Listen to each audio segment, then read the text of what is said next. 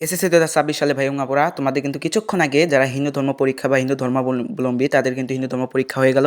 তোমার হিন্দু ধর্মের যে নৈবিত্তিকটা আছে এই নৈবিত্তিকের উত্তরটা দেখে নাও। তো একে হচ্ছে ক ব্রহ্ম, হ্যাঁ, তারপর ভালো করে মিলিয়ে নিবে, 100% কমনের নিশ্চয়তাই দিতে পারি।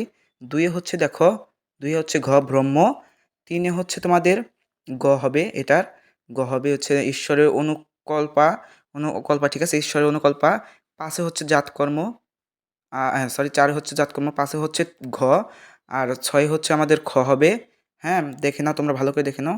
তারপরে 7 হচ্ছে আমাদের খ হবে, 8 হবে হচ্ছে আমাদের গ, 9 হবে, 9 হবে হচ্ছে ক হরি, তারপর হচ্ছে 10 হবে হচ্ছে খ, আর 11তে হবে হচ্ছে আমাদের সম্প্রদান।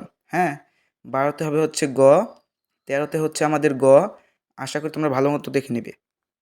তো দেখো 14তে হচ্ছে ক, 15তে হচ্ছে ঘ, হ্যাঁ, 16তে হচ্ছে আমাদের গ, 17তে হচ্ছে আমাদের খ, 18তে হচ্ছে ঘ হবে, এটাও সাধুদের কাছ থেকে গিরিধারী গোপাল মূর্তি পাওয়ায়।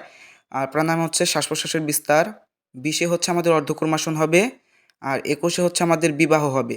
অর্ধকুর্মাসন, এটা কিন্তু অর্ধকুর্মাসন হবে। আর 21-এ হবে হচ্ছে বিবাহ, আর 22-এ হচ্ছে আমাদের হবে ক্ষমা, ধর্মের বাহ্য লক্ষণ ক্ষমা। হ্যাঁ, আর হচ্ছে আতুষ্টিক ক্রিয়া উচ্চারণের ফলে আতুষ্টিক ক্রিয়ার মন্ত্রটি উচ্চারণের ফলে আমাদের কটা হবে, 2টি হবে।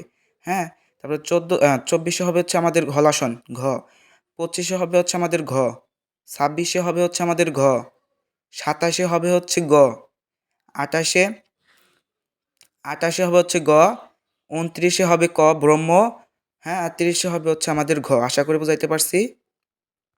এটাই ছিল তোমাদের ঢাকা বোর্ড 2025-26-এর হিন্দু ধর্ম নৈবেত্তিক শিক্ষা নৈবেত্তিক।